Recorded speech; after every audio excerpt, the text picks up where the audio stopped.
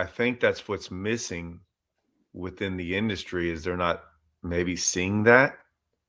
Maybe they're not getting it all that that's what they're trying to do. I don't know. They did a Black Rifle Coffee did a really good job of like figuring out because I didn't know much about them either. And then all of a sudden they're all over the place. And I actually heard about him the first time on like a Joe Rogan clip. They Yeah. had one of the guys on there and he was kind of talking about it because I didn't know much about it. And then, which is cool because you kind of hear about stuff all over the place. But So do you think they're getting a good return on their money? y'all, I think yes. I think their sale, yes. Yes. I don't know if I'm allowed to repeat what they did last year because he just Yeah, threw it out there. don't give I don't specifics. know. I mean, it might be public knowledge. I have no idea. Well, they're not a public company, are they? No, I'm just telling you Yeah. they killed it in sales last year. Like Yeah. it's insane. It's always interesting to me to see the companies that invest in the fishing industry, whether the returns are solid or not. You know, one I want to say one good way to determine if a company's got good returns is to see how long they're in the industry, right? Like Bridgeford has had an amazing relationship with the outdoors community. And I mean, hence why I've been with them for 10 years at this point. Like they are putting a ton of money into the fishing world, but they're getting a very good return out of it. But there's a lot of companies that you see that sponsor the organizations, and they're like 1 year, 2 year, gone. Yeah, And is it they're not in it long enough to get a return, or is it they're not seeing the return that they want, from the investment they're putting in? I had a long talk. So what are we talking about? We're talking about Matt just asked me right before we went live about like he's like, "How you're repping the Black Rifle Coffee hat?" And I'm like, he just I'll dive into that. So when we stayed at Watson's house for the Toyota Championship, Watson was there, Ish Monroe was there, Jamie Caldwell was there, who's part of Strike King, who I've known for a long time, but is also Black Rifle Coffee. He's got a Black Rifle Coffee wrap. He's intertwined in that business and all that as well, repping them. And then another beer horse was there. Tom was there. Michelle was staying. Michelle was Watson's old social media person who now I think is head of marketing for Gill. And then Paul from Black Rifle Coffee, who's like the whole marketing guy there. So I by no means did this take away from my showing at the Toyota, but like I had conversations with those people every night. Me and Paul would stay up till 12 o'clock at night every night talking about all these different things and like the fishing industry. And it was great because from a marketing standpoint, guy, he's not he's a non-endemic. So Yeah. I'm not saying those guys are better, but they definitely look at it from a different point of view since theirs has nothing to do. They're not selling a fishing product. So it was, man, I had so many questions and I not learned so much. I did learn a lot, me and Paul a lot, but like, man, the way they look at it and go about it. And you're asked like, how did you get a return on it? He wouldn't probably tell you. And I'm having Paul on. And maybe you want to be on that deal because I asked him to join me, and he's kind of a behind the scenes guy, and I wanted to talk to him, have him on because like I talked to him for hours about this stuff. But you said, man, Black Rifle Coffee's everywhere, like they're just kind of everywhere. That was like makes his day when he hears that because he thinks he's done his and he has like that was his goal, and he's very purposeful in how he delegates money and why he wants to do things. And I think me and you were talking. I called you earlier to make sure we were still good for today. And I was like, man, I don't know. I think in the past, and I stopped you so we could just get into it. You were like, hey, I think in the past people threw money out there, like a number, like we're gonna pay this guy 5,000 to rep a rain suit here, or like tackle boxes here, and it's just a number, but it really wasn't a number of right. It was just a number that they threw out there Yeah. that kind of got just. Does it make sense? That just here's a number, and we're going to stick with that number, and everyone in the industry is fine with that number, and we're going to move on. And then anything over that's a bigger sponsorship, which includes a wrap or something, and you're like in a bigger logo somewhere. And I'm like, and I'm going to get into the logo thing on the next question, but go like, don't you agree that it looks like it Yeah. wasn't very thought out? Yeah. I mean, I think, yes, 100%. I like, for me, when I'm a lot of what I do now when it comes to approaching sponsors is I try to take the analytical approach and present to them like a number of views and a value based on a view, and then you get all this other stuff. And whether I don't really like to go by total impressions, because I like impressions is a number that understands what it means, and you can inflate that number so drastically. But I do personally like to try to create numbers so that when I present something to a potential sponsor, that it can be justified, right? Like, as an example, if you were to look at what YouTube charges companies to our videos, right? Like that rate, as far as I know, does fluctuate, but you can get a general rate for it. And it's like, okay, so say I'm just throwing numbers out. I don't recall what it is, but say it's 10 cents per view per commercial is what, say, YouTube would go to Black Rifle and charge Black Rifle to do it. Well, if you know you're going to get so many views, or you guarantee a sponsor so many views, like saying, hey, I'll get you 100,000 views, and it might take me 100,000 videos to do it, but I'll make sure you get this many views, but I'm going to charge you a penny or a nickel or 8 cents or whatever it is. That's a rate that's cheaper than what they'd get if they went to YouTube to pay YouTube to put that commercial in various videos. Now, I realize that that's there's other issues there, right? Like, so that's just my channel promoting at a discounted rate. So maybe you're not reaching as many people, but maybe my audience is more target orientated than just letting YouTube randomly put, that company's commercials. The point here is there's different ways to approach it. And I do think it's very valuable to try to put numbers towards whatever that dollar figure is, because in my opinion, a lot of times what happens is a company, a lot of times non-endemic companies will come in, they'll throw a dollar figure at somebody, and which sounds great, but if that person ends up not meeting, generating the sales dollars that company was expecting, they've kind of just ruined it for everybody else, right? Like that angler has had this great deal, but there was no return at all for the company. And now that company's like, we're not dealing with the fishing world anymore because we got a bad return on our dollar. And I think a big portion of that was there wasn't a good number set out in the beginning and discussion between the company and the expectations from the angler, and whether or not the angler could actually meet what that company was expecting for whatever dollar figure it was. And I just think you see a lot of companies, specifically more non-endemic, that come in to dabble in the fishing world and they're greatly disappointed. I And they think, don't come back. yeah, I think so this Toyota is the greatest case for long-term investment. See, I mean, I agree with this. Well, there's a lot to unpack there. And I don't even really know if we were going to go down this route. So I'll try to make this real quick.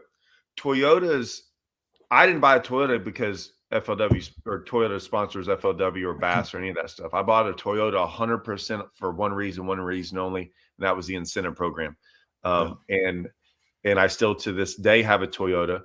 And then I got my wife one. She doesn't have one now, but she had one for years. And then my brother-in-law got one because he liked my truck, right? Yep. And so I knew some people that got Toyotas from that. So it was a great thing, but it was 100% incentive program, not because I'll be honest, could care less that Gerald Swindle or freaking Iaconelli or any of those people have Toyotas.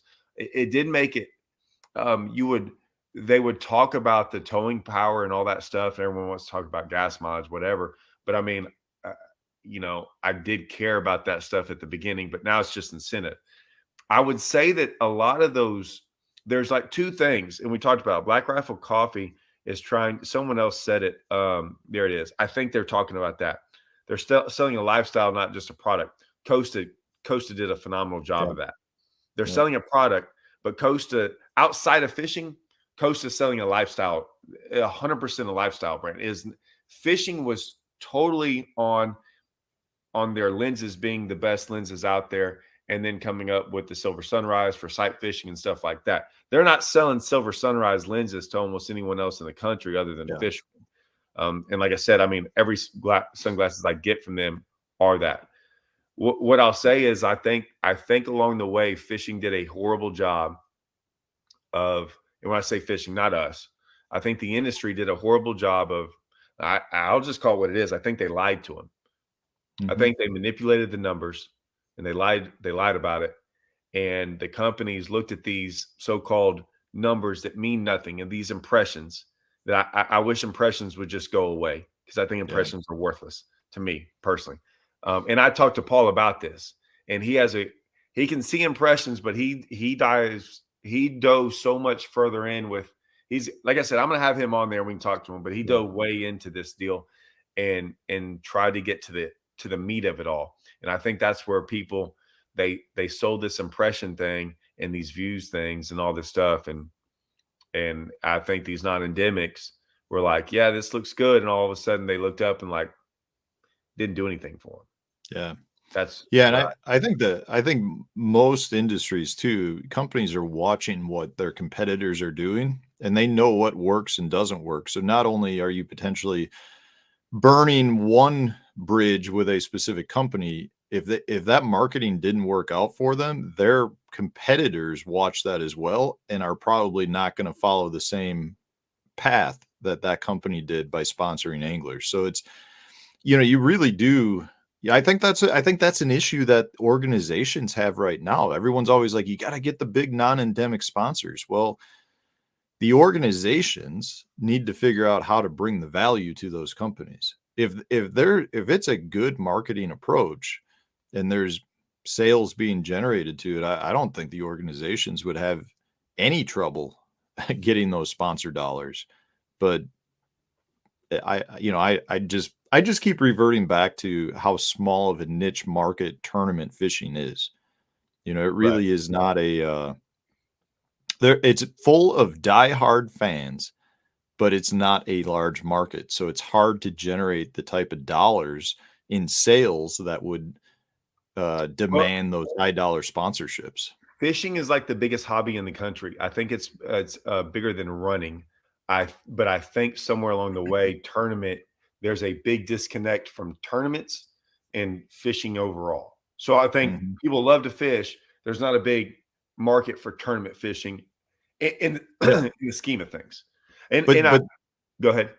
But that's the problem, right? So if you sponsor an angler or you sponsor a tournament organization, you're reaching that diehard niche fan.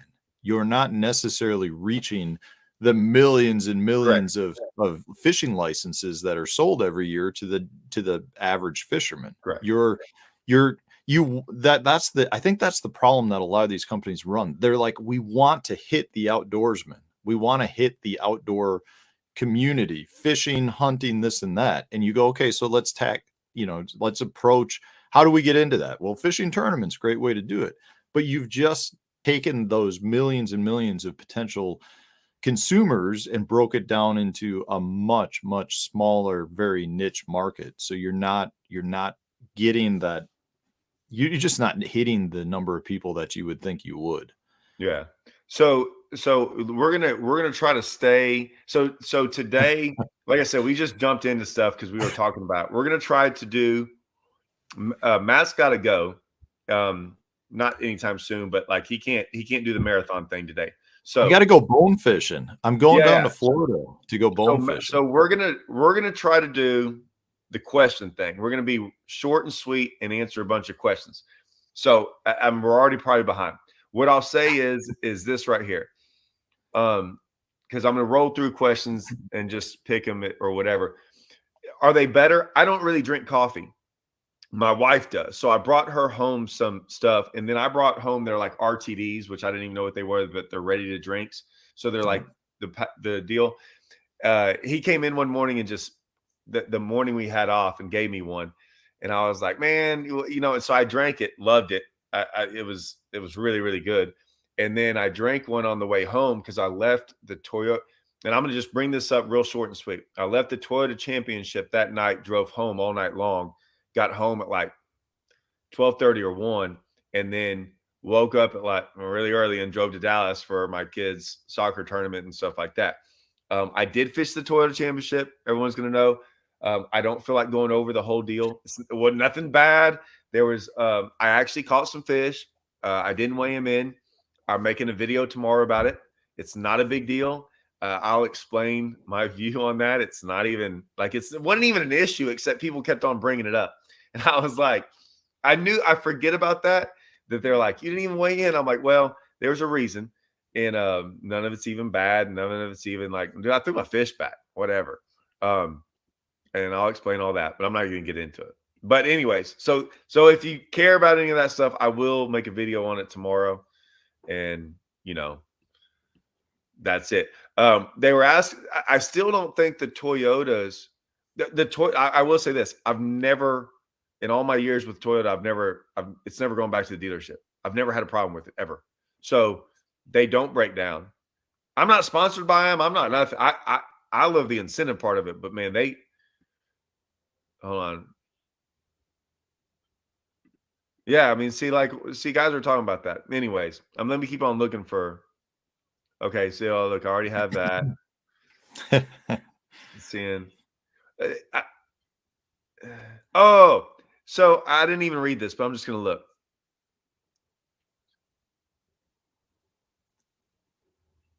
Okay, this is perfect. This is literally what I wanted to talk to you about, Matt, but not necessarily. I'm not going to dive in. Okay, this happened at Table Rock a lot. Okay. I don't know. I don't know how many videos I can do from Table Rock because it rained for the first 2 days. I had it on for like a couple hours and then it just rained. The next day it was bad. I mean, then it blew like 20. So I caught him. I would never say I caught him great at Table Rock, but I wanted to ask you this, Matt. This is a question from me to you, but kind of like this. I kind of went into this whole thing on live scoping because I just assumed I could go run the bank and do the stuff that I've always done there, which was, I found out was not the case. No one did that. There was like none up there. But yeah, the live scoping thing, it took me a while to figure out. Not a while, a couple of hours until I finally got dialed in fairly decent. There was this one thing, and I think this is what happened. This made the top 10. Was another way of fishing. It was like out over bait, deep stuff. I had heard about it. I knew to go do it.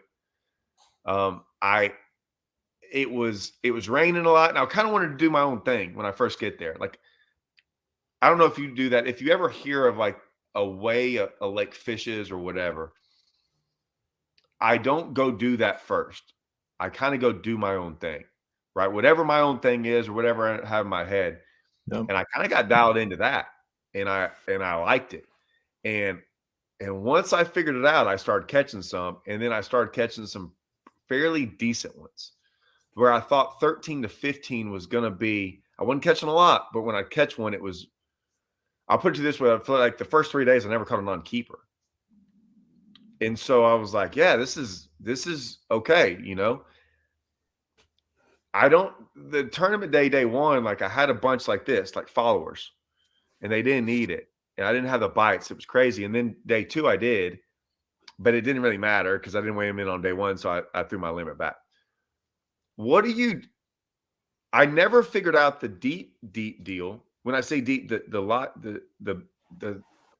predominant pattern that probably went on.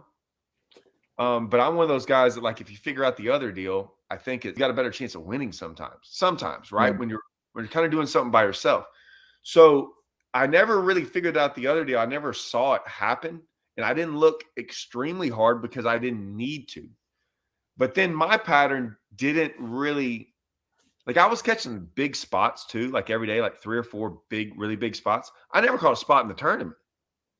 And like spots were kind of a little easy.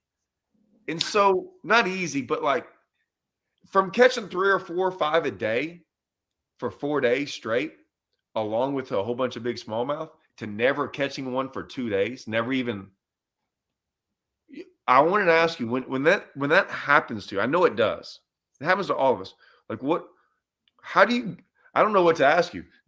What do you think about it during the tournament? What do you think about it when you drive off from the tournament? Because you're like, I don't think I did anything wrong, but yet obviously it wasn't right either. So are you asking how to generate those fish? I don't know.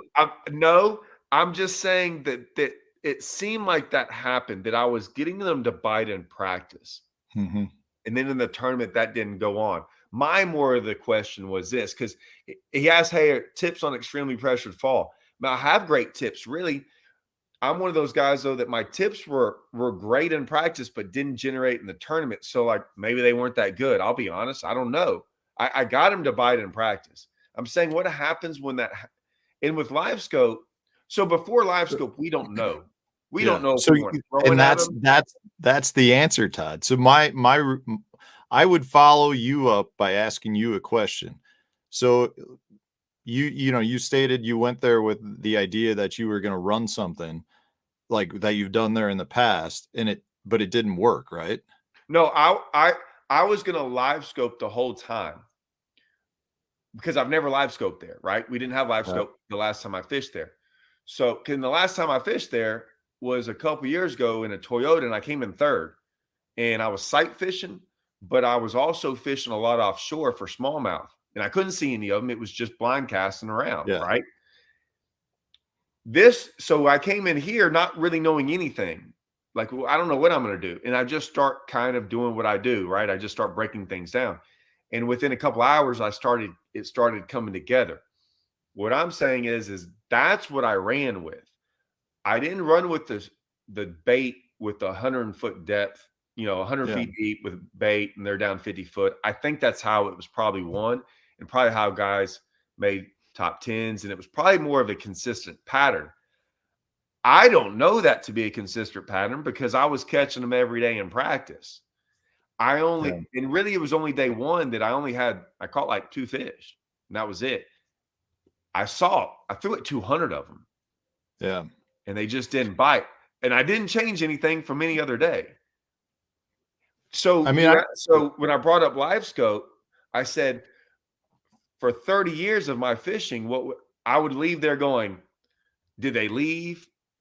90% of the time I'd be like, they left, right? Because that's what in my head, I was like, oh, they left, something changed them, they moved, all this stuff. Well, now I know they didn't halfway.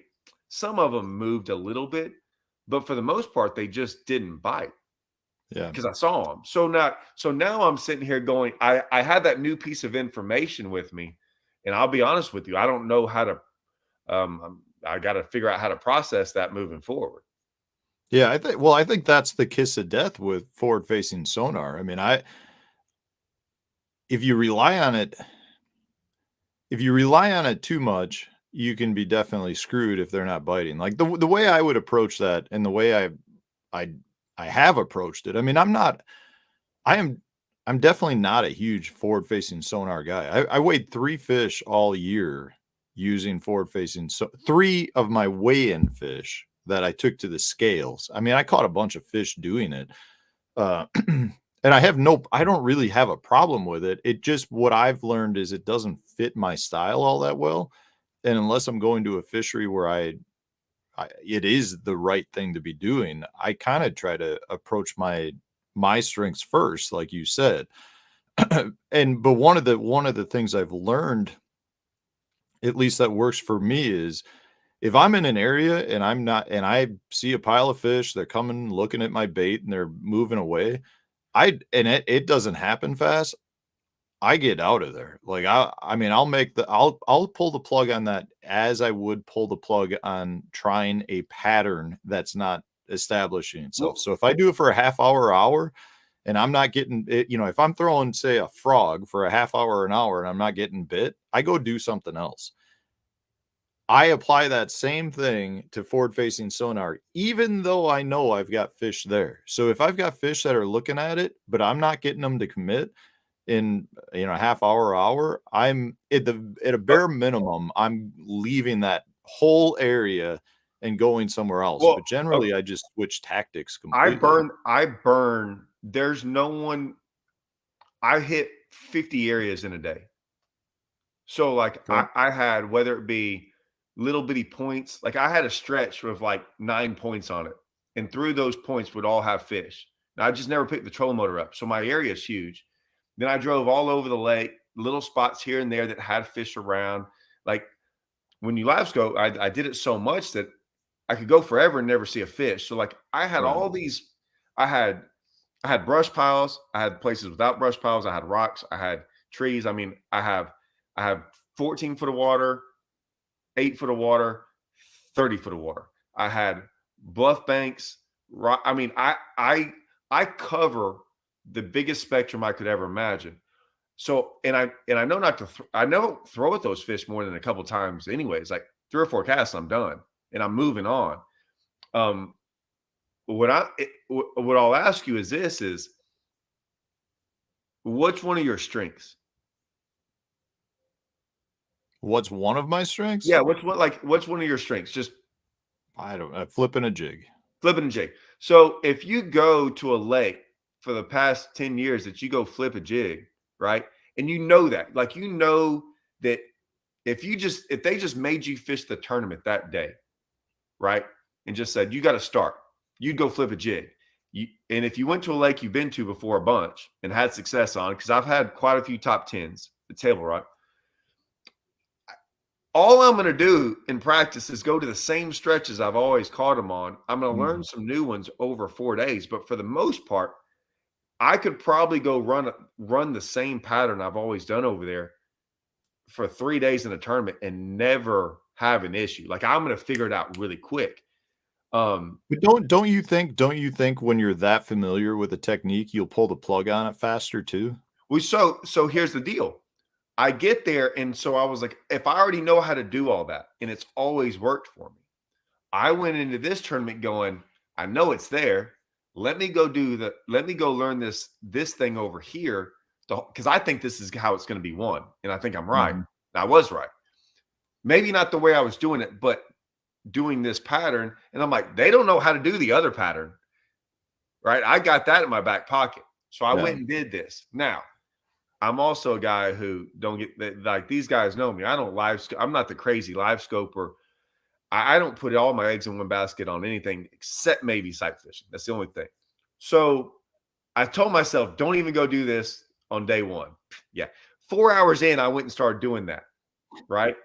Um, I caught one fish in practice doing it, and I would do it a couple hours. Like I would pick my moments here and there. I'm like, oh, let me run this stretch real quick. I would do Yeah. stuff like that for 3 or 4 days, and basically there was no and I had guys up there like Ish Monroe who fishes a little bit like me. I mean, we have guys up there that like some of us are all kind of talk every once in a while, and they'll be like, hey, did you get bit on the top water? I'm like, no. They're like, golly, I had one bite in 5 hours. So I'm hearing the same things they're telling me that's happening to me. So yeah, I didn't just pick this because I set out, I was stubborn about it. I picked it because I started over time doing everything else and never getting it. I'm not talking about one here, one that never getting a bite. Yeah. So I was like, this is the only way I even know how to generate a bite. But I don't know why. I don't know with say a flipping a jig. This is what I've come to learn with live scope and the younger generation and our generation. You flipping a jig, you've got 20 years of experience throwing a jig. you might know how cold fronts, rising water, falling water, you got 1,000 different things. And I'm not saying you're going to get it right every time, but you have all this stuff and you know when it goes south, you kind of have an idea of maybe why. Mhm. Well, I don't know the why in this because I have 1 to 2 years, 3 years, and I still Yeah. do a lot of other stuff. These I young mean, kids. there was a comment that we just had from Clay, and that's exactly how I feel. Never try to learn a new technique in attorney, and that's is good.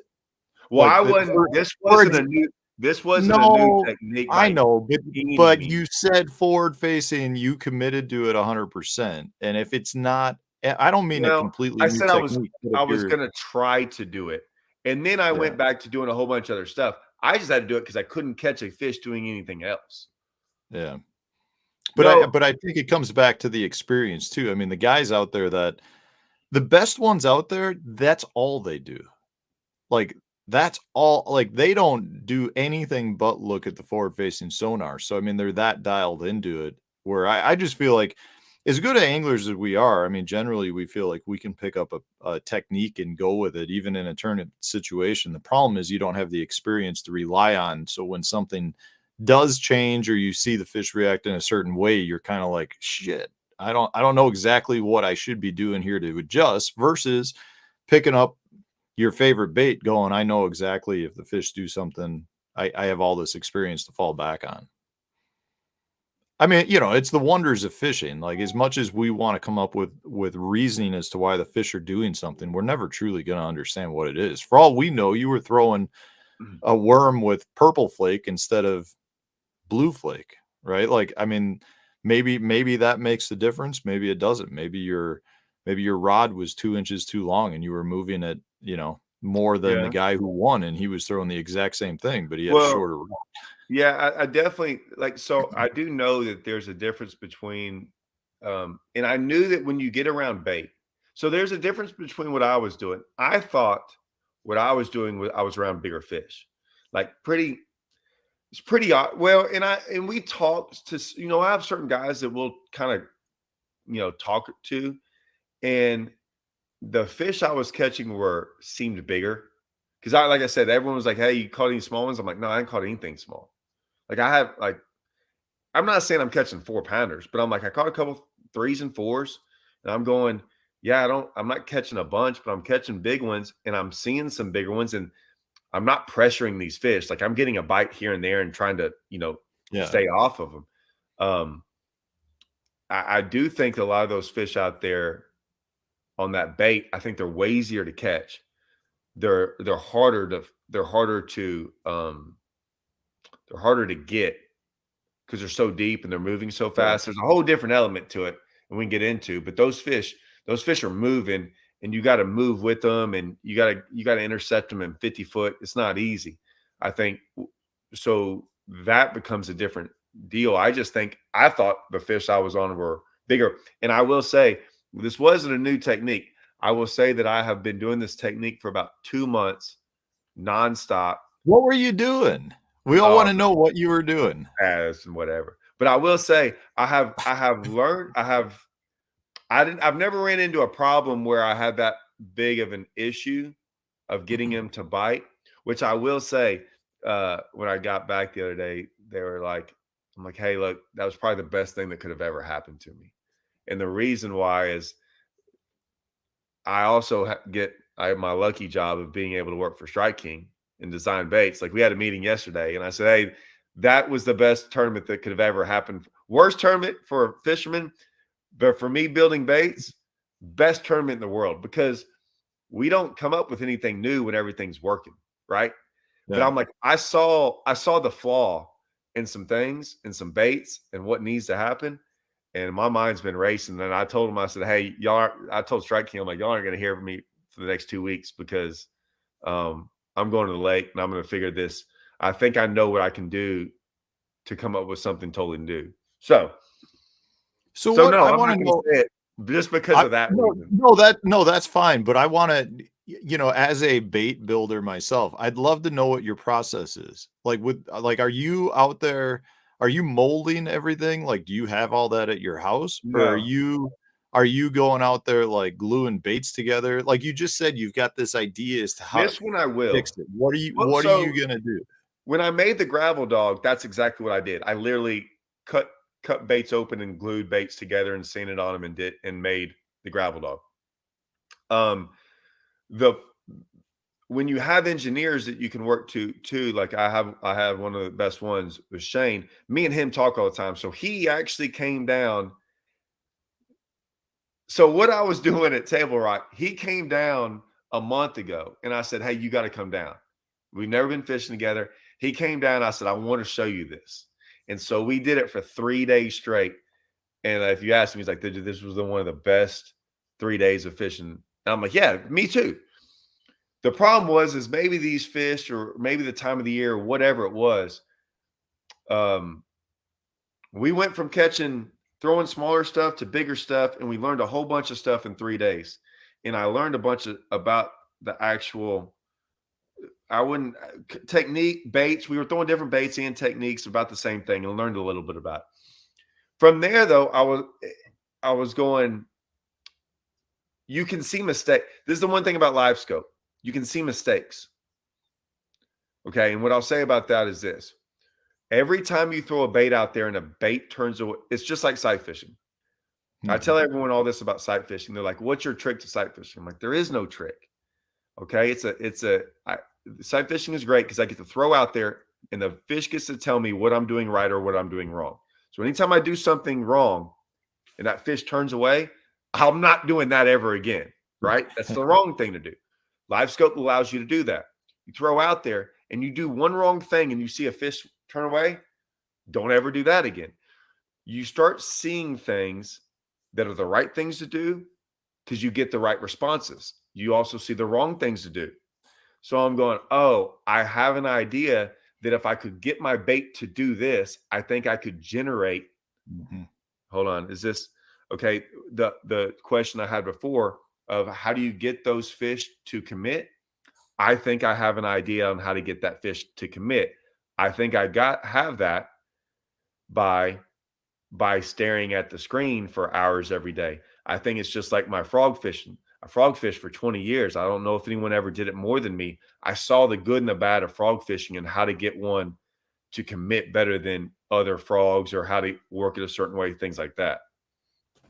So I mean, are you then going back to Strike King engineers saying this is what we need, and they're coming up with a design? At times, if I need something done, but it's way easier. Plus, I can draw.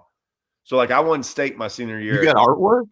Yeah. So real quick, you got to show us some of your artwork. So, well, my senior year in art, I submitted. My teacher I didn't even know. My teacher submitted this bass that I drew, and it won the whole state of Texas at the time. President Bush, he was Governor Bush at the time. It sat behind his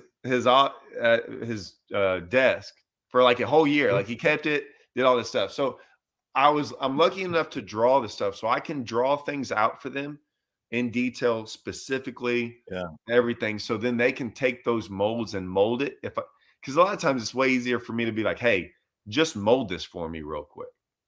So I have that luxury. This is something I don't know what to do with them with this.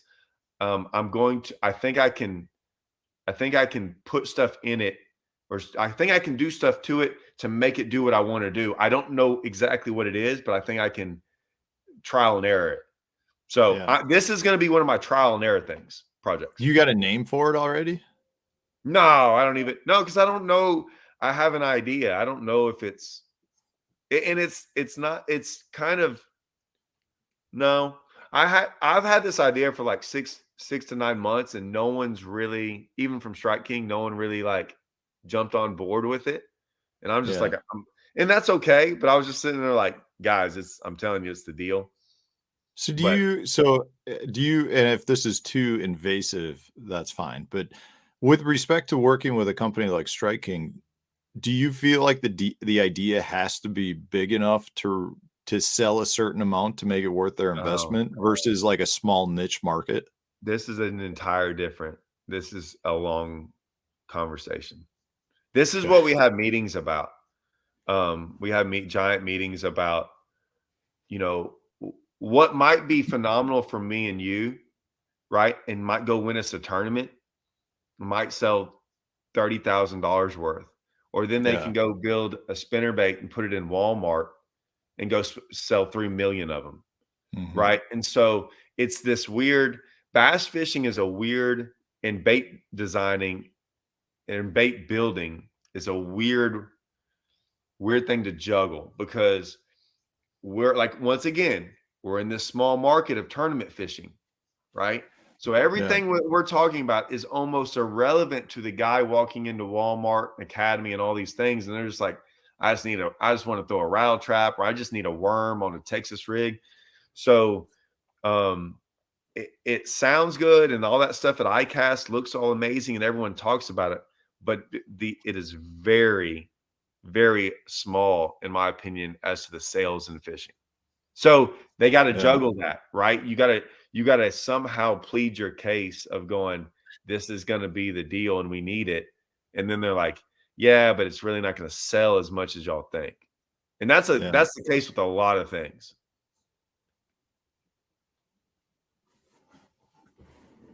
I hear you. Yeah, I mean, it makes sense, right? A company doesn't want to invest a bunch of money into something that might sell to like one specific region or one lake, and it just seems like I feel like it's easier for a small company to do a niche market than a bigger company. Do what? Nick, it's easier for a big company to, or easier for a small company to do a niche Yes. product than a big company. Right. And I'm gonna go back and answer a question that's been asked a couple of times about whether or not I'm part of the Angler Protection Committee in MLF. Yeah. I I mean, I'm a, I'm not involved in any of those discussions. I've had not a phone call regarding it. There's been a couple of MLFAA calls, but other than with like everyone, but other than that, I've had no no information at all with any, or no discussions with anyone. and you won't. You won't. No, I'm not I mean, honestly, at this point, And I'm it basically they won't set in my way of just fishing. Like, they that's have all I can zero control. yeah, they have zero care of your thought process. That's I'm not being mean. I'm saying like you're irrelevant to them, and that's what sucks. That's the hard part. And that's kind of the good part, that you get to kind of go in here, in all honesty. A lot of people are upset, right? A lot of people are like going into this year with a lot of different um I don't even know how to say it.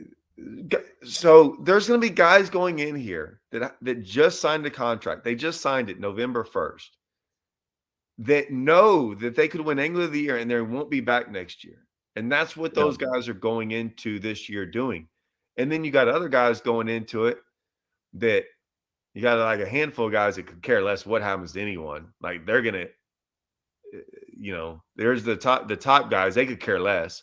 You got the middle guys that are trying to make it. Then you got guys like Matt that hadn't even made a cash yet in the whole deal. And they're just sitting there going, you know what, screw it. I'm sure you're like, I would be like you, like, screw it. I'm just gonna go in there and fish. And yeah, that's all I can do. right. That's all I'm doing. I will be really curious to see how it all shakes out. I mean, there's so many uh rumors floating around of like guys leaving, the Elite Series increasing their field size, NPFL supposedly is like book solid with people, and it's like I don't think you're going to see a whole lot shake out. There may be a couple of guys that move from one place to another, but I um, think I think there's some BPT guys gone. you think so? Mhm. Yeah, I mean, I'd put I don't know. it. I'd put all the money in the world that, yeah, some that were How there to so? What, stay. one or two, or are you thinking like 10? Not 10. I could say the over under being 5. So then, That have based a on that, place to stay. That are not like that are that that were allowed to fish this next year that weren't like cut already. Now they might be Yeah. cut next year, but I think there's at least 5 gone. I So think. do you think if there's spots that are open, they'll invite other invitational anglers up, or do you think they'll leave the field short? Come on, Matt. I've heard that they're going to invite anglers. Yeah. So They why ain't why invite, would they? But they're why not would you inviting do that? invitation anglers. No, that's what I heard, that Okay. there we were gonna be short and that next up in line, like Drew Gill, I think, is next in line and that he would probably get the call up. You don't think they'd call guys that they released first? Well, no, I'm Okay, so hearing I'm that saying the guys that got cut this yeah, year. yeah, yeah, I'm saying nobody's getting cut and there's still potential opening That's spots. different. No, I'm saying okay, well if no one got cut, that means guys left. Yeah. No, no, yeah, well, I'm not saying there won't be a few guys that leave. I don't think there's some sort of big So mass if exodus. so if 5 guys got cut from the league and Yeah. right, and 5 guys left the league, then I think those 5 guys that got cut are coming back. Those guys Yes. got the Yeah. invitation They way were before the invitation. based on precedence, that's how it would go. They would Correct. invite That those. okay.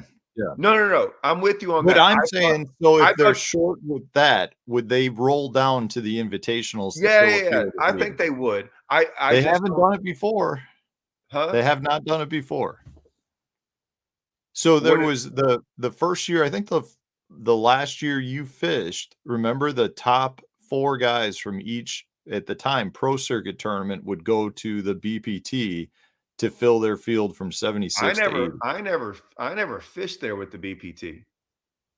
Oh, see, like when I took second at the St. Lawrence River, that qualified me to fish BPT because I was one of the top 4 in an event. Uh-huh. So they fished that year with 76 anglers because they didn't want to cut anybody and they didn't want to bring anyone up. Well, I just don't Well, think they wanted to bring anyone up. I think they don't have a choice. I've once again, I think they did things based on protecting those anglers, not what was good for what was yeah, good for MLF. And but what was why good wouldn't for they? MLF should have gone to 80, but they didn't want to do that. Yeah, yeah. No, I agree. And now they're well, I guess it's all rumor, but now they potentially would be doing that They in a year should. when they're going to cut 35 guys. Yeah, they should. Yeah.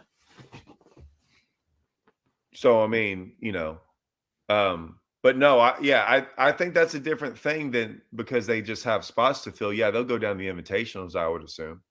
But I'm just saying those guys in the invitationals were not the first ones. They're going to Yeah. go through 100%. everything else until that happens. Is all Have I'm you heard saying. have you heard about a potential new league being created? By who? By like I I don't know anything more than that. I've heard rumors about a new league being created is that that's that got a bunch of money behind it. so the only thing I know so there's some crazy team thing going down at Rayron. No, I know. I'm saying I've heard of this thing for like hundreds of thousands of dollars.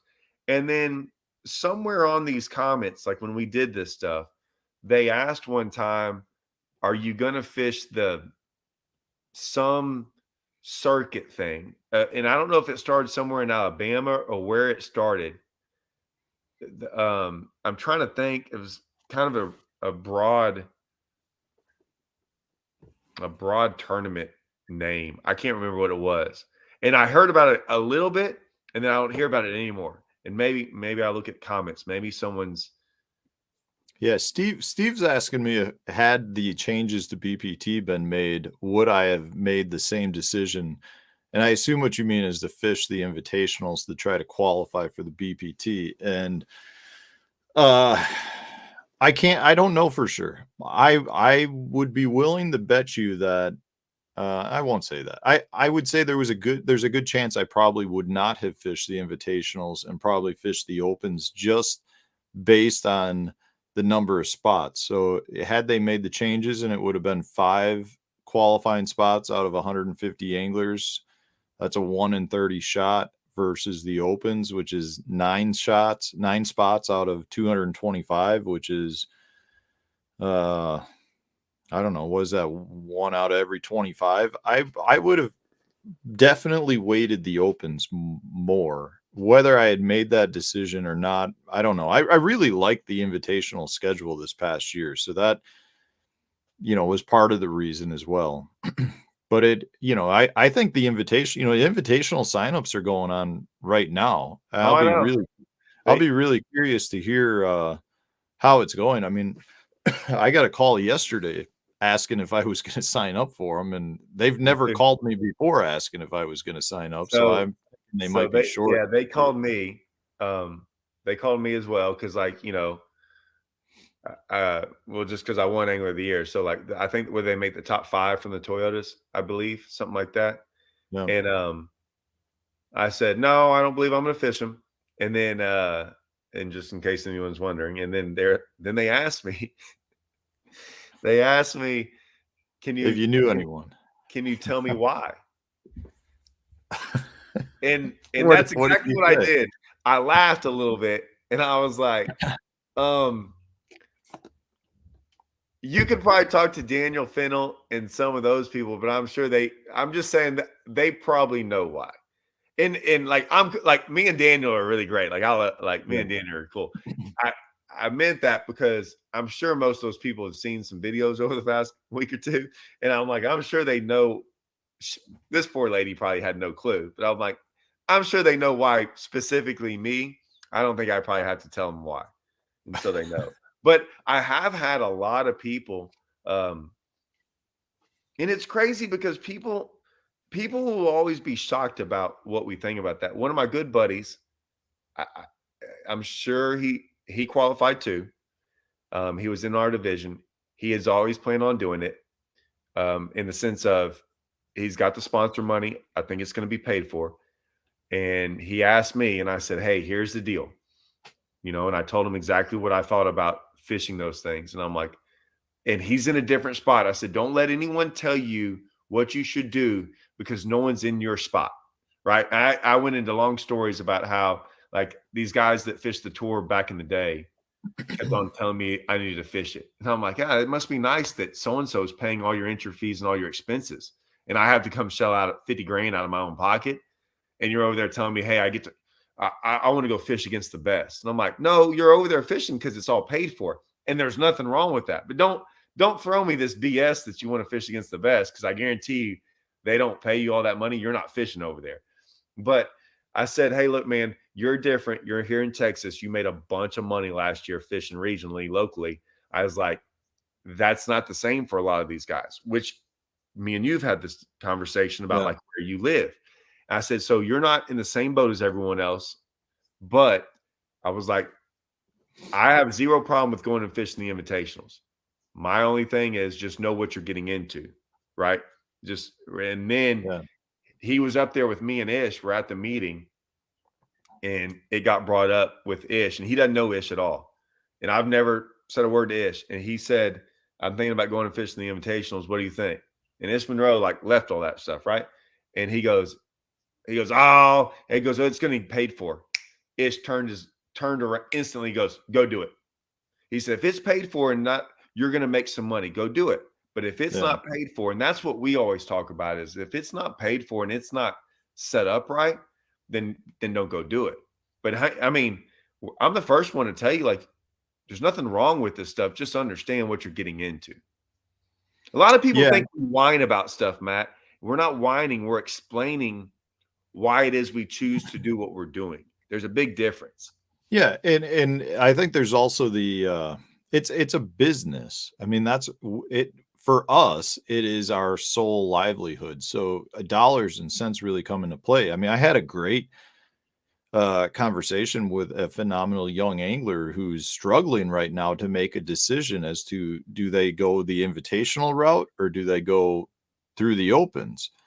And it's just one of those things where it's like every angler has a different situation. And, if you don't have an end goal that is like the goal for you, meaning like if making the Elite Series is your goal, you shouldn't think about doing anything other than it. If your goal is I just want to get to the top level, and whichever way to do it the fastest, whether I don't care if it's BPT or the elites, I like both. There's a lot more that goes into that decision in terms of, how to get there. And if your goal is simply to have a platform to represent sponsors, that's completely different. If your goal is to cash checks and actually generate money from the tournaments, that's completely different. So there's so many different ways to look at it. And you're going to get a lot of different answers. I mean, you're 100% right, and that's why I try to explain this to people. I know I roasted NPFL the other day, but I'm going to have, when I have Paul on here, I really want to talk about this because I got in a conversation with a guy yesterday who explained why NPFL did the schedules the way they did. I knew why they did the schedules the way they did. I didn't need anyone telling me why they did the schedules the way they did. I'll get into this as short as possible. Every single, and this is what we were talking about earlier in the day about sponsorships, okay? Whether it's sponsors or these organizations or everything. We are told as fishermen, we have meetings, guys. I'm just telling you, like from our sponsors to these meetings from BPT. The number one thing we are being told now is views. It's views. They're not specifically saying that, but they are, because everything is centered around these views. We're going to have more cameras. We're going to have more footage. We're going to have more coverage. We're going to have this. We want more views. We want more likes on social media. We want you to post more. Everything they tell us is more views. Okay. So number one, it's not even close. They don't even bring up anything else. The reason I brought up the schedule was because they did a schedule based around where they were going to go, right? In the sense of who was going to pay them. However, all these organizations, their number one thing is viewership. They're trying to get views. They went to lakes that aren't going to get views. I don't care what anyone says. If I go out there on a lake and catch a bunch of 2-pounders, or I could go to the lake and catch a bunch of 8-pounders, there's no doubt in my mind people will watch me catching 58-pounders as opposed to 5 2-pounders. And when you have a viewership where guys aren't watching fishermen catch fish, they can say, oh, I love a good grinder. Something that like, you got to grind it out to catch them. But if you watch live for 4 hours and you're sitting here like this and all you hear is some guy talking about catching them and he's not catching anything, it's hard to explain why a bait's good. It's hard to explain why your technique's good. It's hard to really do anything. And no offense, most of those guys don't want to talk because it's not going their way.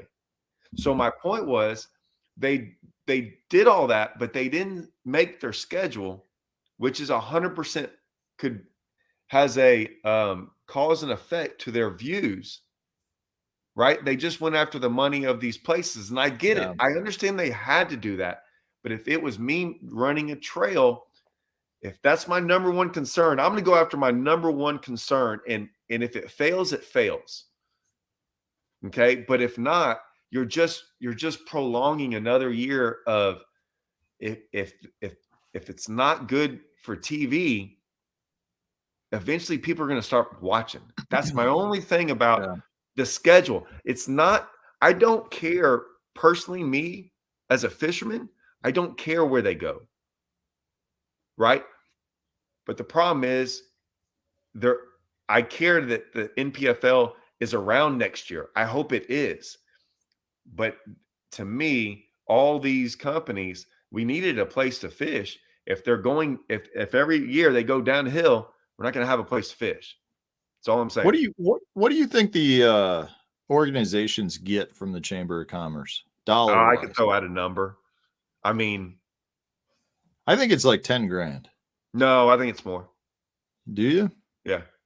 Yeah. I mean, I've heard in the past, I think the numbers were big, but for a normal tournament, I don't think it's a whole lot more than that. Maybe I bet you NPFL is not a whole lot more than that.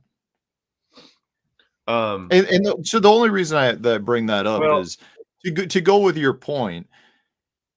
If they have 6 tournaments and they're getting 10 grand, they're making $60,000 based on their appearance location, right? But that's small picture when you think about the fact that if they could grow it by going to better locations to get better audience, better viewing numbers, they could probably get much larger sponsors to dwarf that $60,000 they got from local chambers. Well, the from what I heard too, though, is like the reason the schedule is the way they didn't have like springtime events and stuff. And I get all this. Like we try to do this whole fall thing too. The problem is you get these venues and these, and if you look where they went, like it's very obviously why they went to these places. They wanted them to come. Yeah. They wanted them to come on these dates though. And the reason is because they have fishing other dates, and then they have, whether it be I'm just making stuff up, but I guarantee you they had other things that have nothing to do with fishing coming to these places, right? The chamber is like, okay, whether it be a dog show or freaking whatever it is, they have other things, car shows are probably big.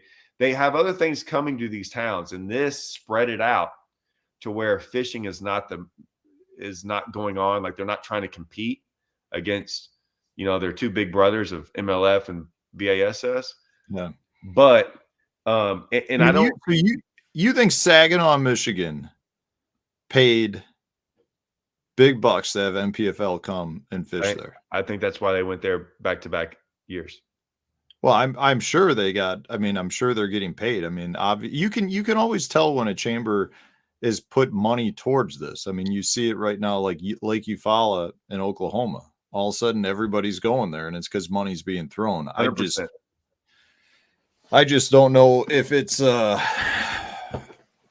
if it's as high dollars we think. Okay. I mean, I know in the past it used to be like FLW in the heyday. I think they were getting close to $100,000 back in the Walmart. So this is my question to you. Then this was why I made that. This is why I made that video. If your main goal is views, correct? No, wouldn't you agree with me on that? Yeah, that's their main. Right now, it is, yeah.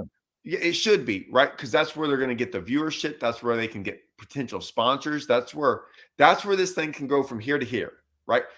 We did it with social media, YouTube, everything. Like we went from here to here because of more views and having a bigger platform and having a bigger reach, right? Yep. Everyone gets that.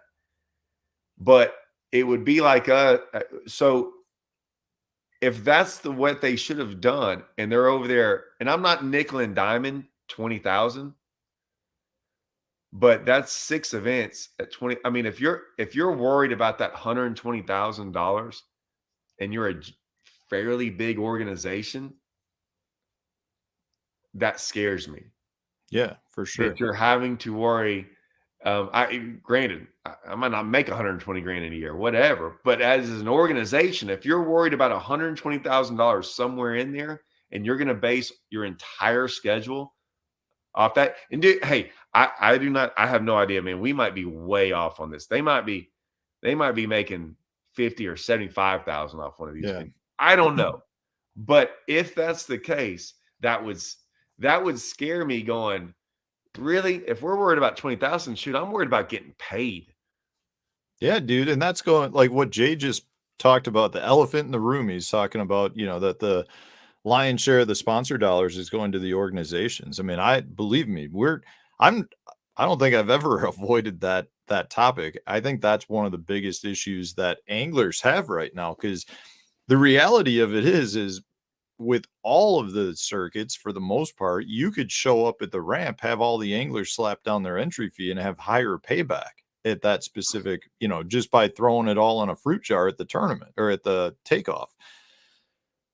So, this is always a bone of contention with me. It's like, I would love to know what it costs to run these organizations. I mean, when you look at the amount of money that's being taken, like the invitationals last year, they cut it to like roughly, I think it was 82%. And I think it was coming out to, it was basically $1,000 of the entry fee per tournament. So a $5,000 entry fee, $4,000 of that was going to the payout, and $1,000 going to the organization. So 150 guys per tournament, $150,000 per tournament times 6 tournaments, $900,000 of our entry fee was going to the organization. And that, that's a huge dollar amount, but on a percentage basis, the Opens, even with their increase this year in payouts, as well as increase in deposit or entry fees, I think they're still only like 72 or 73%. They're still like the worst payout in all of fishing. And it's like, man, there's a lot of money that's being taken from the angler dollars. And it's like, how much does it run or cost to run these organizations? I could be way off base and completely surprised. I don't even know how many employees they have, right? Like, I don't, well, and so what I'll say about that is there's a couple of things. One, and I will say, we don't know. Some guys are throwing numbers out here. Maybe they're right, maybe they're wrong. I have no idea. I'm putting it up there that other people think it's more or less than that. I think one guy, hey, we're not talking about Major League Fishing. We're talking about NPFL. There's a big difference. And I think I'm talking about all of them. No. Honestly, they're all. I in the agree same with you. boat. No, Matt, I agree with you. I'm saying that why I talked about their scheduling, NPFL schedule, as opposed to Major League Fishing, because there's no doubt that Major League Fishing and BASS they're getting way more money. They have, like, there's no doubt, right? It's not even close. So I'm talking about NPFL specifically. Just like the kayak, are these numbers right? I don't know. But the other part, but what you said was, Matt, is that's why I've always talked about the Toyotas, right? I might talk about MLF. I talk about MLF. I can separate a lot of things within organizations. So I separate the elites from the opens big time. I can separate Toyotas from MLF. I don't even consider them the same thing. Toyotas are run by MLF, but dude, Boyd ain't doing nothing with Toyotas right now. Hopefully he doesn't touch them. Hopefully he leaves them alone, because it is by far the number one. I've said it again. I'm saying this, so anyone that ever gets mad at anything I say about MLF has the best thing in the world, and they are the Toyotas. They are the best. I will say it very slowly for people. They are the best trail in the country for the money. Dude, we just had a championship. It's not that hard to qualify for. I mean, you get in them, you can make a top 25. They have another wild card way you can get in them. You can fish multiple divisions to get them. They have divisions all across the country, and they gave away $200,000 for first place, and then they gave $10,000 for the top 10, and then they paid down to 40. I mean, I can go on and on about that, and their payouts at these events are bigger, and they go more regionally. Like the Opens only go to 9, and they're kind of spread. There's a division somewhere in the country for you in the Toyotas. So they're the best thing there is in the country, right? They're still not that good. No, I said the best. They might be the best thing around. But if you're talking like, I mean, you still got to spend a week with practice in the tournament, like expense wise. It's still not an income generating circuit. I mean, it gives you a good shot at going to a championship, fishing for a high dollar tournament. It's still not one that you can just go cash 3 checks and come out of there broke even. It's better than the Opens, but it's not. Well, it's not a lot better. I'm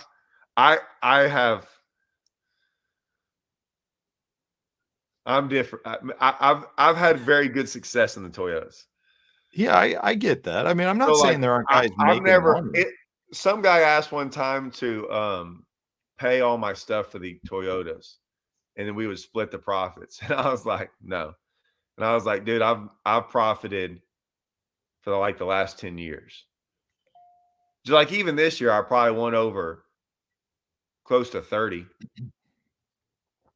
And here's the deal. Hold on. I'm looking it up right now. So I just want to see how many guys get paid. 2 years I've made over 30.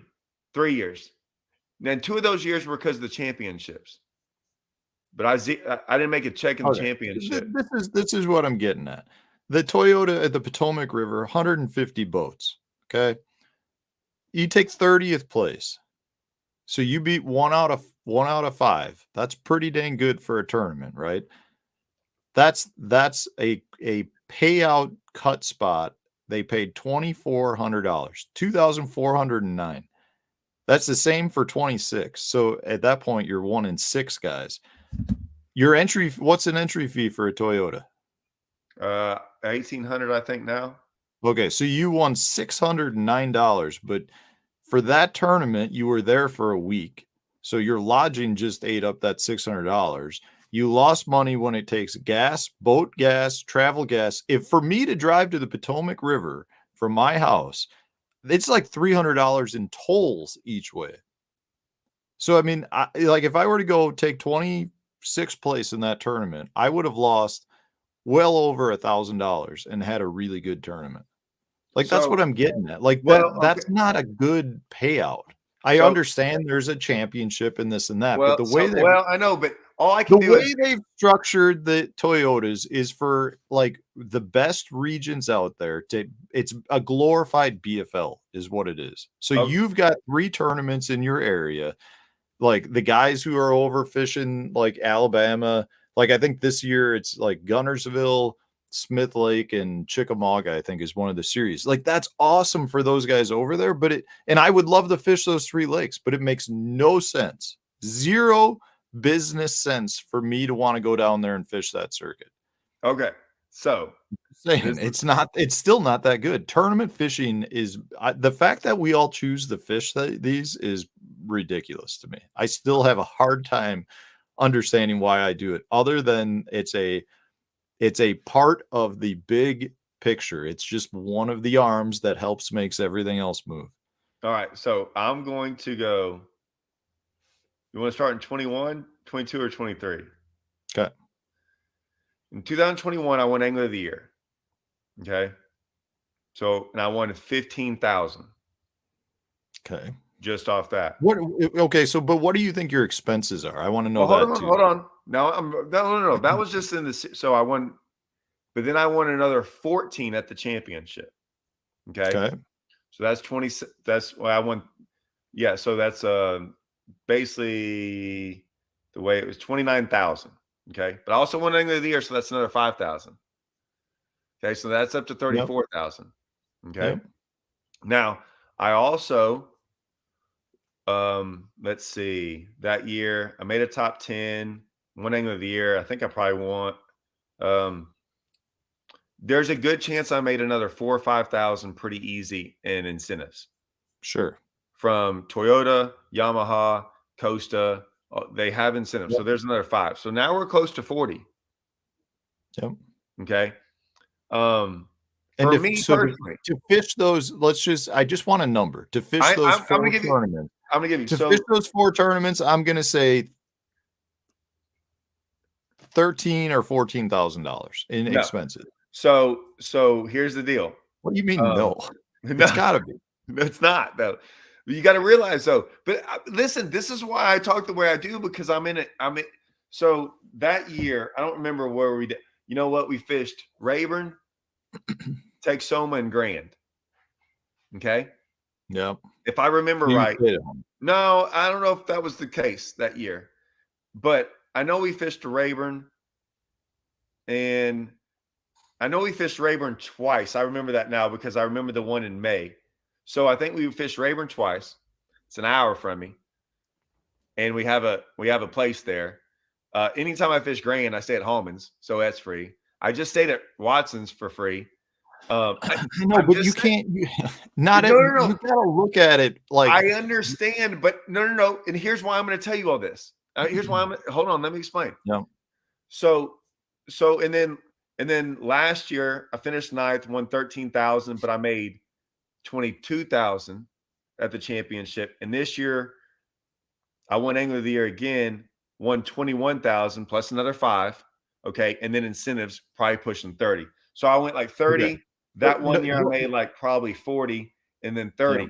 And then wait, let me stop you right there. I'm going to tell you one simple reason why that's really bad. 2 of those 3 years were AOY, the best in that entire division.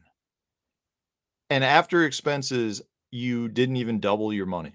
No, I don't. No, listen. So my expenses are You this. didn't. That you would think that the guy who wins AOI Maybe, but really had a good return but on his but money. You but still would have saved all that time, gone to the blackjack table, put that oh money down, and doubled it.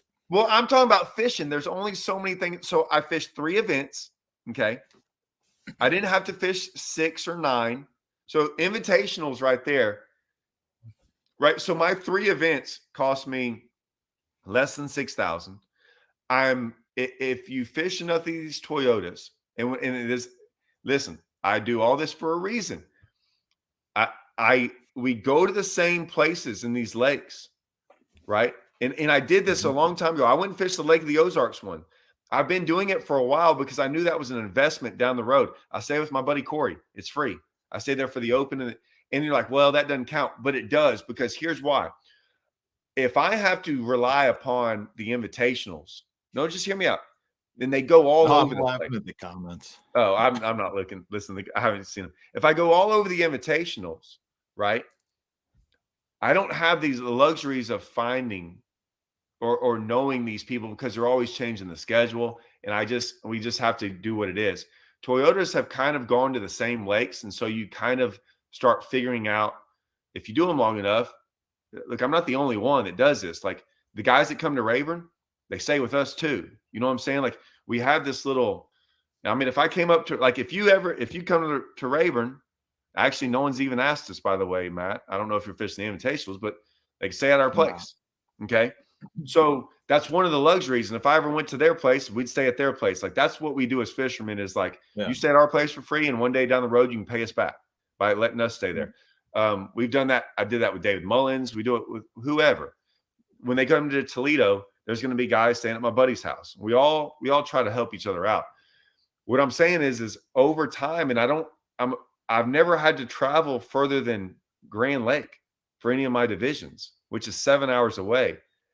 If I fish the NPFL, there's not one tournament within 9 hours of me. That's my closest event. Me driving to Florida is triple the me driving to Florida is 10 times the expense of me driving to Rayburn. And so me fishing an open at Florida is way different than me fishing a Toyota at Rayburn.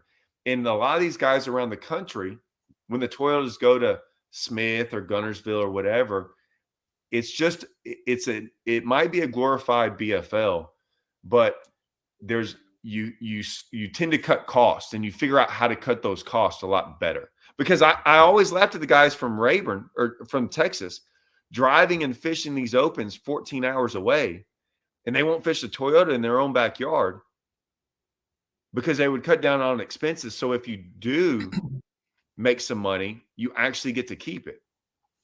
Yeah, that's all I'm saying. And it worked. I agree with your reasoning. I'm just saying you have arguably the best results out there, and you're not, like, from a risk reward standpoint, it's not that good. And there's not, the majority of the people in the country don't have the luxury of having contacts or living within a few hours of a full circuit. I mean, that's all I'm saying. So when I agree. So if you look at it from my standpoint, and the 100%. nearest one is 10-hour drive, it does not make sense. No, I mean, and even like I agree lodging with you on that, though. but yeah, but I mean, that's why it works for you. That's why it's such a good setup for you. It's for most people, they don't have that opportunity. No, which is why I always state everything when I tell people, like, what they should do. I'm like, hey, look, man, don't do it because what someone else is doing. That's why, like, I've never sit here and once told you, hey, Matt, I think you're kind of messing up by going and doing the BPT. I've never say that. We've talked about that, about how I think that might be your only choice.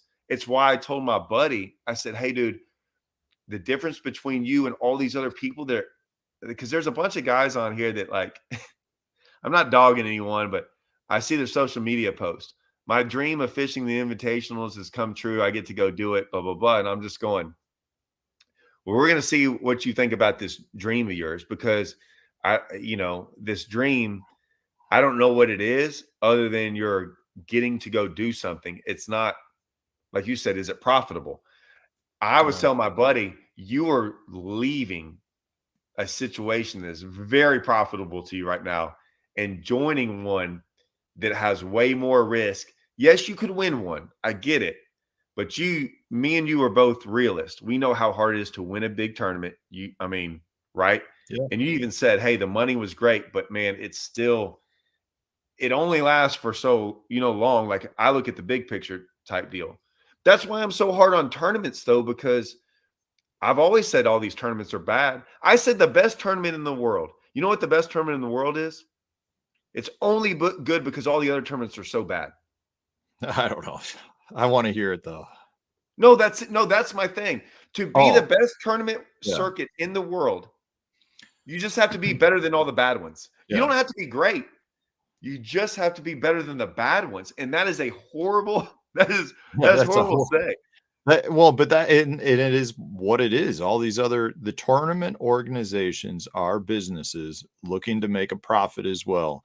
And now, it used to be they were all just running off of sponsor dollars and they were able to make enough out of it. And now it's gotten to the point where they're taking their membership fee, as I like to call it, from the anglers too. And it's just a question of at what point do the anglers say, I'm just not interested in fishing?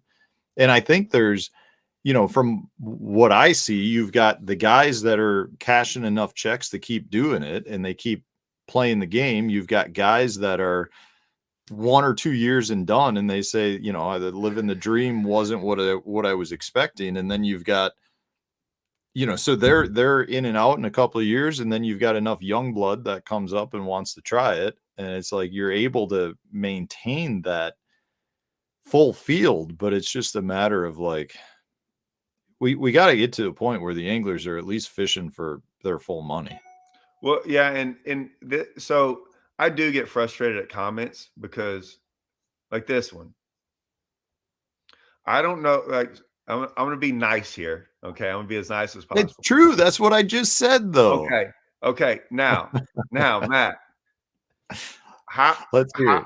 how many days did I fish the Toyotas this year in 365 days?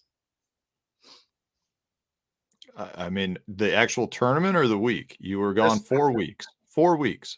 I wasn't gone 4 weeks. So I don't practice that much for Rayburn events. Well, so what? Three days of practice, right? 3 days of I tournament. might That's I 6 days. might have done 3 days, some of those. Okay, so you tell me how many days did you Three, fish? 9, maybe 11, 20 You got to days. count travel. You got to count travel days. Yeah, well, the Rayburn, there's an hour away, and the other, like this year, I had to go to Darnell. It's 5 hours away. It was nothing. And then Okay. Toyota was my longest one. That's a week. So with 4 events, I was gone at most 26 days. So I only say this because, sorry, man, 26 days of work for $20,000. I'll take it. I don't think that that's bad. That's well, one, I made more than 20,000. Two, I don't have to pay entry fees next year. Three, I did a whole bunch of content on YouTube. I'm just saying, it's like, hey, I don't just fish Toyotas, and that's my year.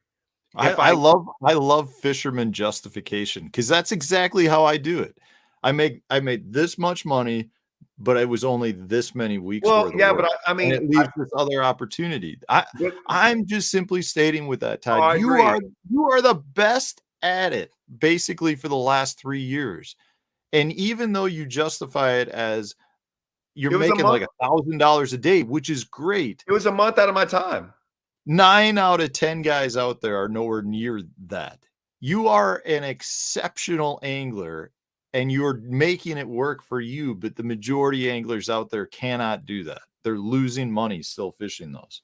Yeah, I agree, but once again, if I show you what we did on like the Texas or like the opens, right?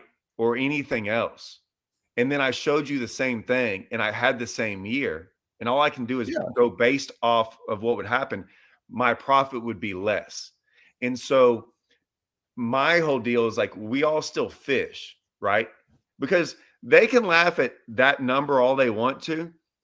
the amount of money I put up to make 20,000 and the time I spent was very little.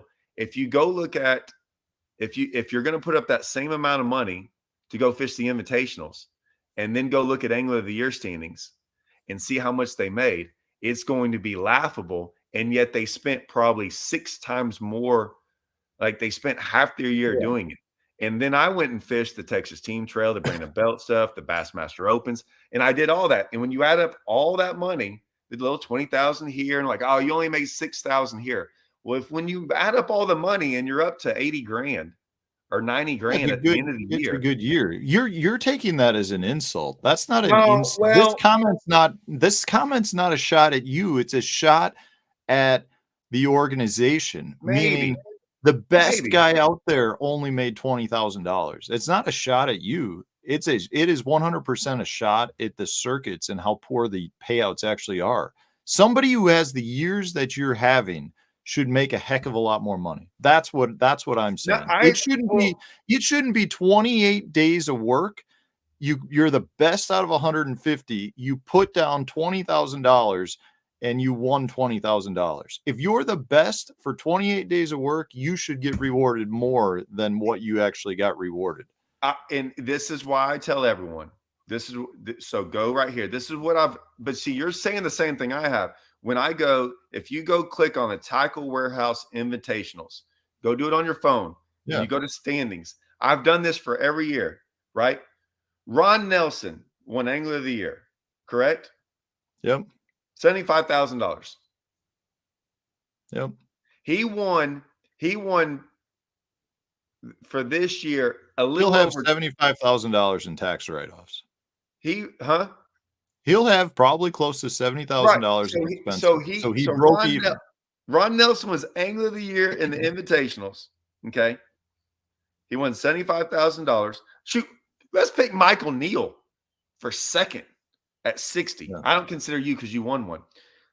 Because I mean, I'm just saying, like I've looked at it. I've won Toyotas, and I'm not putting any of those Toyota numbers where I've won one, and you throw in an extra 50 grand in there, right? Because then it skews the numbers. But Michael Neal came in second, won 60, right? For the Invitationals. That's 6 events, travel all over the country, no championship, right? His entry fees for six invitationals is what? 30,000. 30,000 as opposed to mine for 5. So I put up 5 to win half as much money as Ron. And he put up 30 to, so he's risking, the amount of money he's risking is extraordinary compared to the amount of money I risked. And I stayed at home. I didn't have to practice as much. Hung out with my family and kids more. I have a better shot at doing better. I'll be honest with you, man. Sorry, but I put in my time and work back home, right? Like, I've done good. Ron Nelson, I know how good Ron Nelson is. Like, if I had to go deal with Ron Nelson on a daily basis and Michael Neal and you and Keith Carson, I can go on and on. Dude, that's tough. And I get it. I mean, we have some pretty tough anglers in Texas, and all these Toyotas have some locals. But all I'm saying is that, like, I always looked at it as my bad year. Maybe next year in the Toyotas I win 5,000, right? And I don't have a great year and I break even. And someone's going to come on here and like, oh, look, you didn't make any money this year. I'm like, yeah, but if I have a bad year in the invitationals, dude, I might lose 20, right? I'm not losing 20 grand no matter. I could not make a check next year in the Toyotas and I'm not losing 20 grand. And I'm just saying the risk, someone would have to get on here and show me that the risk is not worth the reward in the invitationals, in the sense of, unless you have a goal.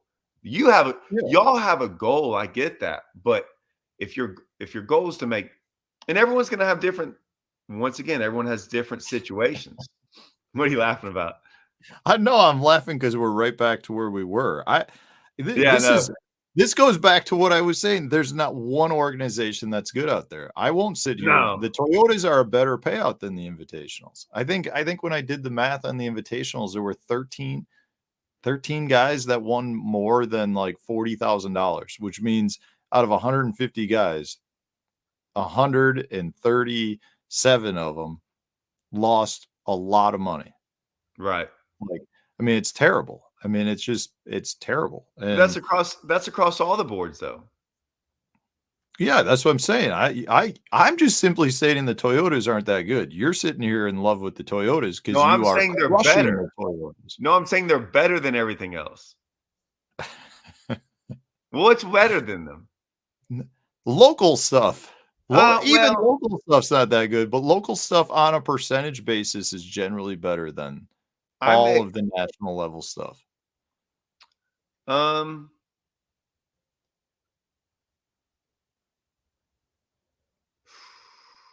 I mean, I no, just go back to what I said. the Nothing only is good because even at the local level with a $150 entry fee, you got to win like take first or second to actually cover your gas expense. and my only thing about that is at the local level, and I've done it all. Like I've done the local level. I'm still doing the local level. Uh, you have to fish a whole bunch of them, and you hope you better win one or two. You better hope you get a lot of checks in the other ones because you're but why I've always had a problem with the local level is as everything keeps rising and everyone wants to keep on fishing those $150 entry fee tournaments and $200 entry fee tournaments, which were the same amount 20 years ago. Those things to make a living, like, yeah, you still might be getting the percentage better, but the problem is that percentage of winning, say you win 10 grand at an event, and you're like, hey, you both won 5 grand, right? That's great if you win. In second place is 2,000, right? And you both split 1,000, but it costs 200 and something, and it costs 400 to get in it and buy out and all the expenses. You both won $600. It's very hard to make a living when you're making $600 a month, right? And that's kind of what I was saying is that the Toyotas are the best for your bang for your buck because you can actually win some money. Like you can actually win some money to actually like do something with. You might get a better percentage at a local level, but when you look up, you're like, yeah, I won, $8,000 this year. And it was enough to buy me freaking 2 graphs. And I guess that's kind of what I was saying is that like, that I will say that the bigger the event and the more money you get paid, it is easier to offset your expenses, right? That's what I've Yeah. always said that too, that like It's there's a fine line in there where it's like, to me, I always said the Toyotas, a lot of them are close for a lot of people. They're not that far to where you can cut down a little bit on expenses, but there's enough money there to where like you can make a $10,000 check at one. It's very hard to make a $10,000 check at a local event without winning. yeah. But That's the again, hard that part. that all comes down to the importance behind it is not the tournaments. I know tournaments for you are a very good source of income, but the idea behind it is not to get to the point where the tournament, you have to rely on the tournament payouts to be your primary source of income. Ideally, as anglers, we want to get to the point where our sponsor dollars are what we live off of. And then when you cash checks, that's just, gravy on top of it. Right. So like, and I think that's how most people tend to justify it. I mean, I have such a hard time justifying fishing any tournaments because it's like I'm taking all this money, putting it towards it. I'm having good years, and all I'm doing is winning my money back because that's really what it comes down to. And it's really hard to justify that until you go, well, would I get those sponsor dollars if I didn't fish the tournaments? And for guys like you and I'm starting to question if our sponsor dollars would stop if we didn't fish tournaments. In which case, then you don't even have to put the extra time and No, effort into fishing to no, win your money back. no, they wouldn't. Exactly. So then the question is, why keep fishing tournaments? Well, I do it because I do Yeah, it I know. for It's me. but I'm saying you mentioned Ron Nelson before. Ron Nelson, I have no idea what his sponsor support is, in terms of dollars, right? But Yeah. let's say Ron gets $75,000. Let's say Ron has a good YouTube following, a good whatever. And he goes, He won $75,000 in winnings this year, which means he won that his sponsor dollars back. If he were able to say, hey, will you still pay me that $75,000, but I not fish tournaments because I bring you this value in other ways, that Well, is a more secure way to generate your income. what's that other way? Well, I'm saying it could be anything. It could be Well, no, YouTube, it could be it what whatever. it could be, but it's not.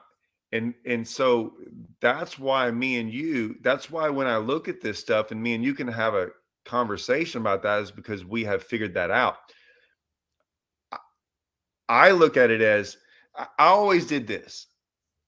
I always fished a tournament. And I used to have to get in every one of them. Like when I was really I got in every one of them. I fished 45 tournaments a year.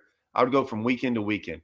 And someone was like, "Hey, you just made $200 like this weekend fishing." You're like, "That's not really a job." And I'm like, "Yeah, well, I figured out how to make 200 this weekend. And I figured out how to make 200 next weekend. And the next weekend I made 300. And then all of a sudden I won one and I made 20 grand." Right. And that's the way I used to look at it, that $200 was still better than nothing.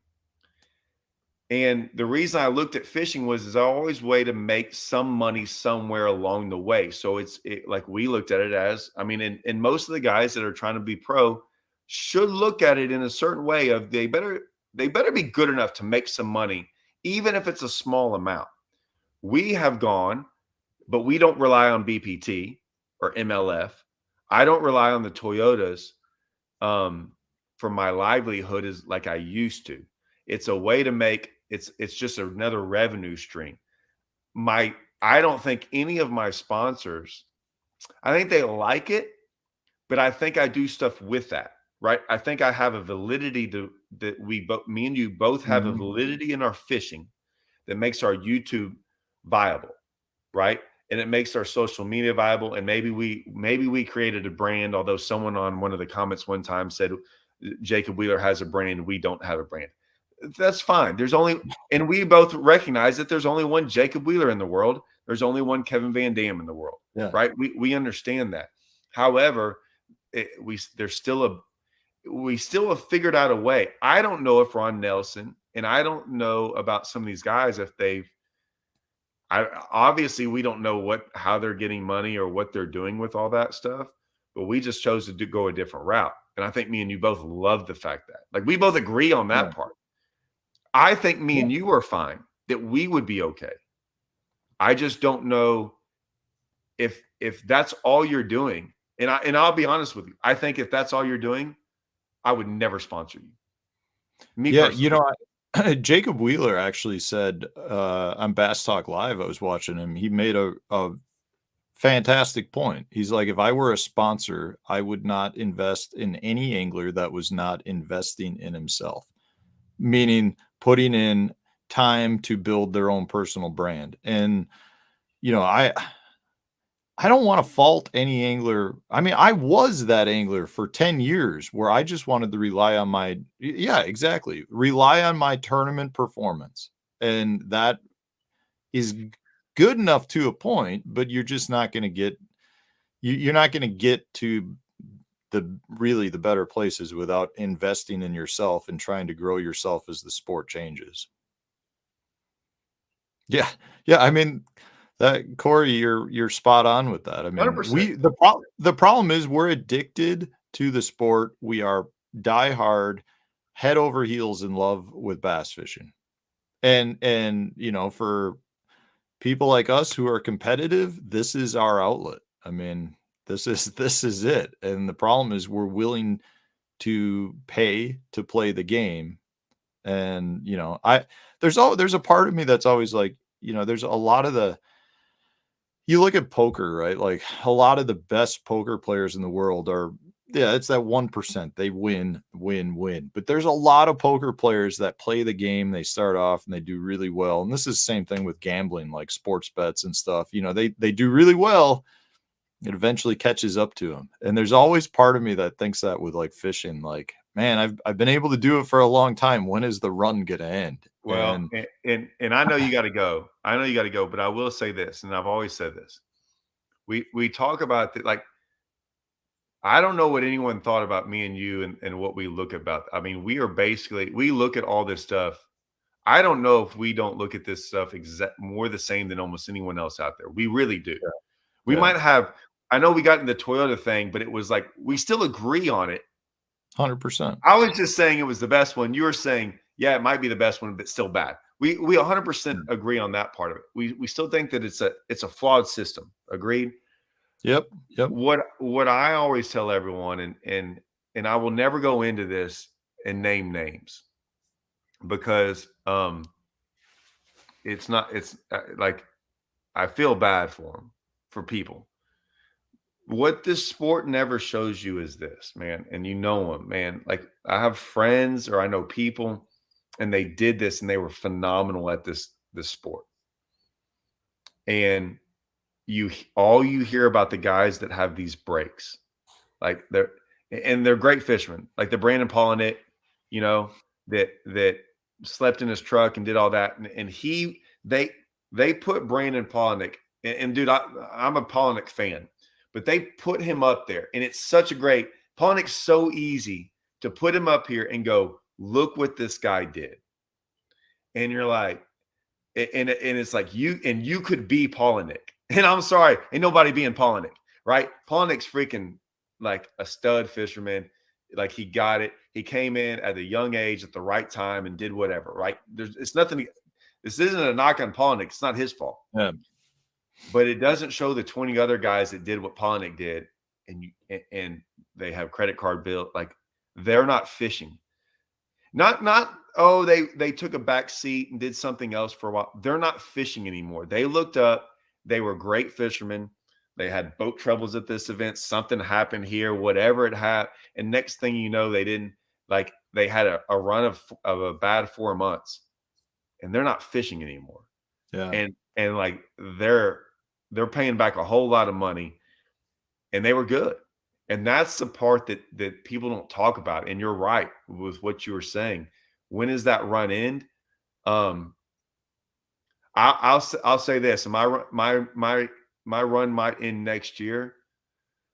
All I know is I know I'm still at the point in my life that when I got done with Table Rock, and the way I felt after Table Rock, and the way my mind like tried to register it, is like my first question, to you. I can think about that for days, and I will go out there on that water and I will figure it out. Now, I don't know when that day comes where I won't go do that, I'll quit fishing. But I promise you one thing, that won't ever happen to me again at Table Rock. Now, I'm not saying something else won't, but I'm saying I will figure out that question I had, and I will spend the next months trying to figure it out, and I will figure it out. If I can still do that, I'll keep fishing. The day I don't want to go figure that out, it's just like live scope. Everyone knows my feelings on live scope, right? And they're like, man, Todd's probably talking a lot about live scope. I'm not going to sit here and cry about live scope and get my brains beat in. Dude, I'm going to go figure it out. And if the next thing comes along, I'm going to figure that out too, because like that's how I've always done it. I'm not going to rely on a sponsor or MLF or BASS to support me. I'm going to do it my own. So I don't know. When that run ends, it's because I don't want to go out there. It's because I'll sit in here and cry about it and not go fishing. Because I promise you, over the next couple of weeks, I'm going. That's why you're winning AOIs. Because it makes me mad when people talk about comments, and I'm just like, man, because I have a chip on my shoulder. I've never hidden that. Man, I came from nothing in this sport. I got young guys around Rayburn that freaking can flat out catch them, and I don't want to lose to those guys. I want to show them that they're gonna have to come take it from me. And if that sounds cocky, I don't care. It's not, man. I think I want someone like that. I want someone to push me. That guy that my buddy Marshall, who's kind of who I was talking to, dude came in second in AOY, man. Like I know he's coming. Yeah. And I got to go out there and freaking and we're good friends, but I mean, he's coming. He's coming quick, Nothing wrong with being motivated. I know they're coming from me. That's nothing why I'm wrong with being motivated. No, that's man. What we got to do. The day that dies is the day. I mean, that's why we fish. That's what we love it for. Yeah, and it's I'll that quit. competition, the thrill. But I do got to roll on You you. got to go. I got to get ready to go catch some bonefish. I can't wait. What is this thing? Super sticker.